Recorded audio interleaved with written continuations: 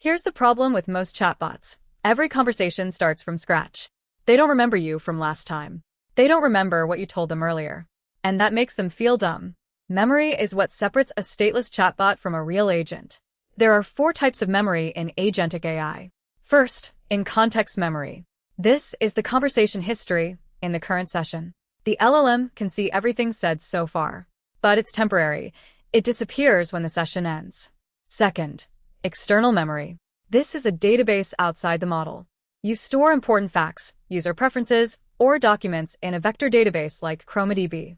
The agent retrieves relevant information when it needs it. Third, episodic memory. This stores summaries of past conversations.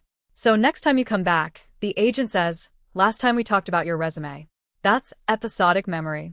Fourth, semantic memory. This is the agent's knowledge base.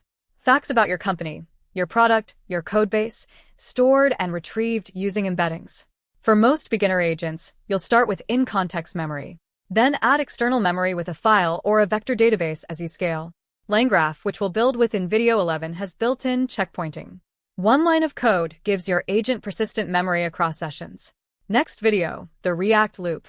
How does the agent actually decide what to do next?